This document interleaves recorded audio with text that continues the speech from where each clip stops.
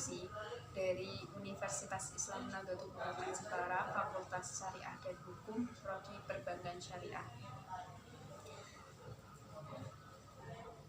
Saya salah satu dari anggota MDR Jepara. Akan sedikit menjelaskan pengalaman saya dalam mengajar di rumah. Yang pertama yaitu mengapa sih perlu Merdeka Belajar Kampus Merdeka. Dalam rangka memenuhi tuntutan arus perubahan dan kebutuhan akan link dan mat dengan dunia usaha dan dunia industri, dan untuk menyiapkan mahasiswa dalam dunia kerja, perguruan tinggi dituntut agar dapat merancang dan melaksanakan proses pembelajaran yang inovatif agar mahasiswa dapat meraih capaian pembelajaran mencakup aspek sikap, pengetahuan, dan keterampilan secara optimal.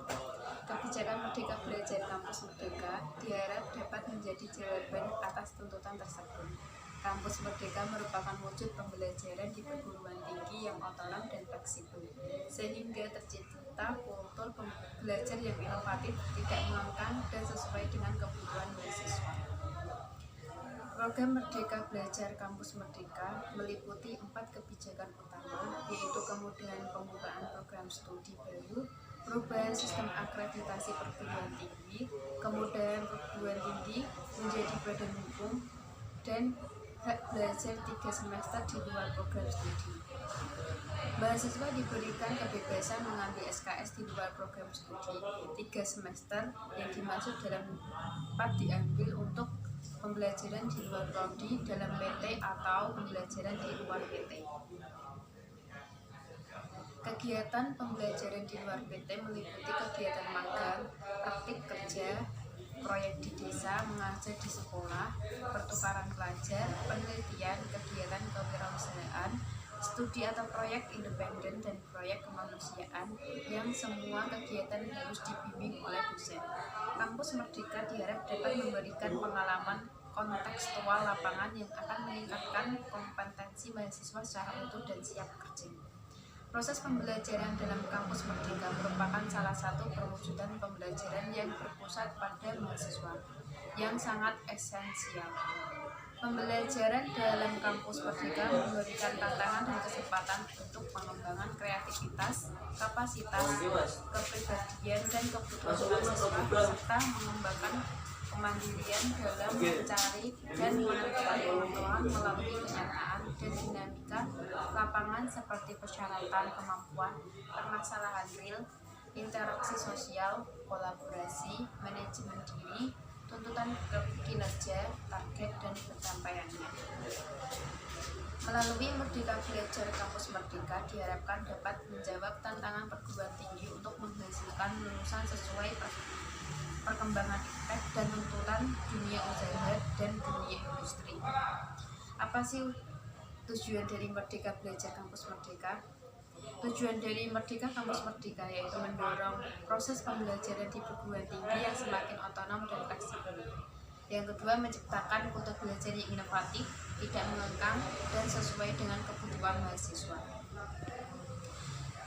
Siapa saja sih yang terlibat dalam Kampus Merdeka? Yang berhak mendapatkan tujuan dari Kampus Merdeka yaitu mahasiswa, dan yang memfasilitasinya yaitu dosen, pengelola perguruan tinggi, lembaga pemerintah, badan atau lembaga penelitian dan pengabdian masyarakat, dunia usaha dan dunia industri, mitra perguruan tinggi.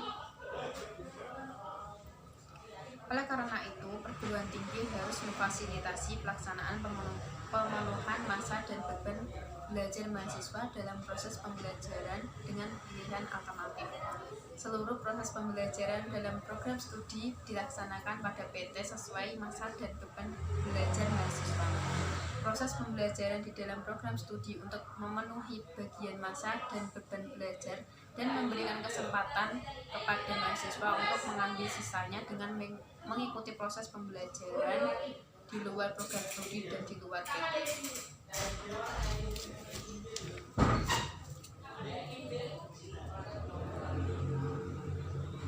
Bagaimana sih caranya mengambil SKS di dalam sistem Kampus Merdeka ini? Kegiatan belajar di kelas, praktik kerja, pertukaran pelajar, proyek di desa, wirausaha, riset, studi independen, dan kegiatan mengajar di daerah terpencil. Semua jenis kegiatan terpilih harus dibimbing seorang dosen. Daftar kegiatan yang dapat diambil oleh mahasiswa dalam 3 semester di luar kampus dapat dipilih dari yang pertama yaitu program yang ditentukan pemerintah, yang kedua program yang disetujui oleh pimpinan perguruan tinggi. Perhitungan SKS untuk pembelajaran di luar kampus serta dengan 170 menit per minggu per semester.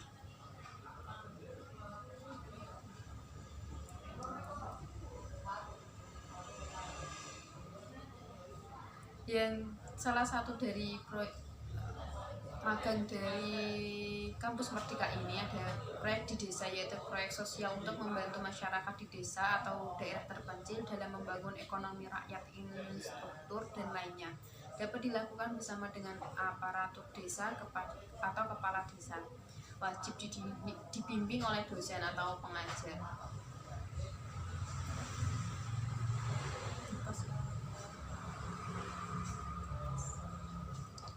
Dan dari pengalaman MDR ini mengajar di sekolah, kegiatan mengajar di sekolah dasar, menengah maupun atas selama beberapa bulan, sekolah dapat berada di lokasi kota maupun terpencil. Program ini akan difasilitasi oleh Kemendikbud. Dari latar belakang mengajar dari rumah ini, kualitas pendidikan dasar dan menengah di Indonesia masih sangat rendah. Dan tujuannya itu memberikan kesempatan bagi mahasiswa yang memiliki minat dalam bidang pendidikan untuk turut serta mengajarkan dan memperdalam ilmunya dengan cara menjadi guru di sekolah. Yang kedua yaitu membantu pemerataan kualitas pendidikan serta representasi pendidikan dasar dan menengah dengan pendidikan tinggi dan perkembangan zaman. Tanggung jawab dari perguruan tinggi memberikan kesempatan kepada mahasiswa untuk mengikuti program mengajar di sekolah yang diselenggarakan oleh Kementerian Pendidikan dan Kebudayaan. Data sekolah ditetapkan oleh Kemendikbud serta jumlah pengajar yang dibutuhkan diajukan oleh masing-masing pemerintah daerah. Memberikan dosen pendamping untuk melakukan pendampingan, pelatihan, monitoring, serta evaluasi terhadap kegiatan mengajar di sekolah yang dilakukan oleh mahasiswa.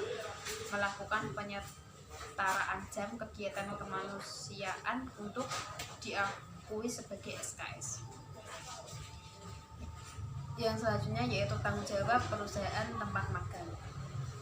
Menjamin kegiatan kemanusiaan yang diikuti mahasiswa sesuai dengan kesepakatan dalam kontrak kerjasama, memberikan supervisi, mentor atau dalam proyek kemanusiaan yang diikuti oleh mahasiswa, memberikan hak kemahasiswaan yang diatur dalam undang-undang saat menjalankan kegiatan mengajar di rumah.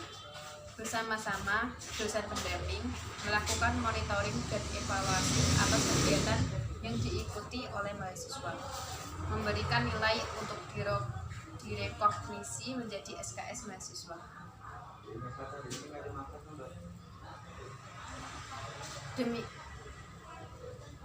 Dalam MDR ini pengalaman yang saya ambil yaitu mengajar anak-anak di usia dini di masa pandemi dengan menerapkan 3M protokol kesehatan dengan mencuci tangan, memakai masker dan sebagainya.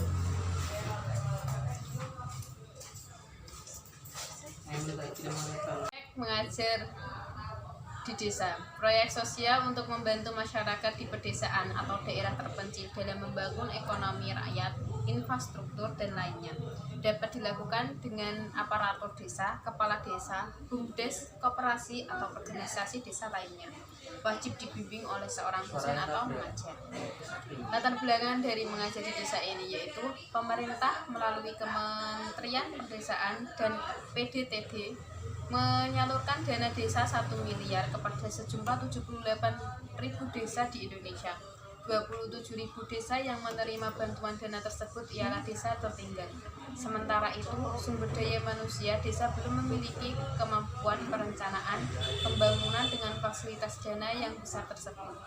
Karenanya, efektivitas penggunaan dana desa untuk pergerakan pertumbuhan ekonomi masih perlu ditingkatkan. Salah satunya melalui mahasiswa yang dapat menjadi sumber daya manusia yang lebih memperdayakan dana desa. Tujuan dari mengajar desa ini yaitu kehadiran mahasiswa selama 6-12 bulan dapat mendampingi perencanaan program melalui dari kajian potensi desa, masalah dan tantangan pembangunan di desa, menyusun prioritas pembangunan, merancang program, mendesain sarana prasarana, memberdayakan masyarakat, pengelolaan BUMDes, mengsupervisi pembangunan, hingga monitoring dan evaluasi.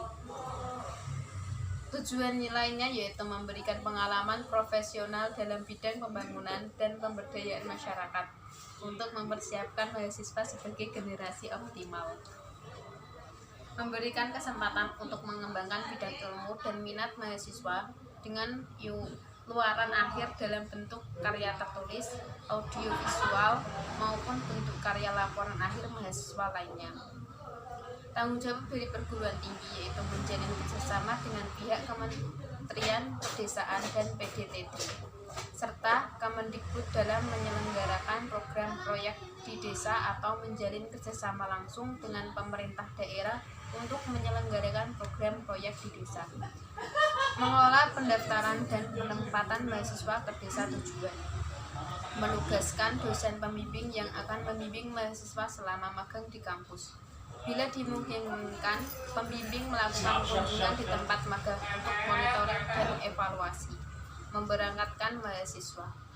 Dosen pendamping bersama supervisor di desa melakukan penilaian terhadap proyek yang dilakukan mahasiswa. Tanggung jawab dari pihak ketiga yaitu atau nama lainnya desa dan pihak kerjasama lainnya. Kemendes memberikan dana desa, data dan informasi yang relevan menyusun lapangan atau pendamping dana desa. Dana CSR dan sumber pendanaan lainnya untuk membantu mobilisasi, logistik, dan akomodasi mahasiswa. Radius desa sasaran dengan kampus dirancang 200 km. Menjamin terlaksananya proyek desa yang menjalankan mahasiswa sesuai dengan kesepakatan. Menyediakan supervisor, mentor yang mendampingi mahasiswa, kelompok mahasiswa selama melaksanakan proyek di desa. Mengelola pendaftaran dan penempatan, memberikan hak dan jaminan sesuai peraturan perundangan, asuransi kesehatan, keselamatan kerja, honor magang, hak karyawan magang. Supervisor mendampingi dan menilai kinerja mahasiswa selama melakukan proyek desa dan bersama dosen pembimbing memberikan penilaian. Yang lainnya yaitu pertukaran pelajar, mengambil kelas atau semester di perguruan tinggi luar negeri maupun dalam negeri berdasarkan perjanjian kerjasama yang sudah diadakan pemerintah. Nilai dan SKS yang diambil di perguruan tinggi luar akan disetarakan oleh perguruan tinggi masing-masing. Memberikan kesempatan pengalaman belajar dengan meningkatkan soft skill, hard skill di perguruan tinggi lain. Latar belakang dari pertukaran pelajar ini yaitu saat ini pertukaran mahasiswa dengan full credit transfer sudah banyak dilakukan dengan mitra perguruan tinggi luar negeri.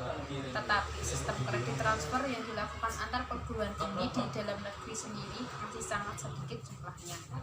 Pertukaran pelajar diselenggarakan untuk membentuk beberapa sikap mahasiswa yang termaktub di dalam peraturan Menteri Pendidikan dan Kebudayaan,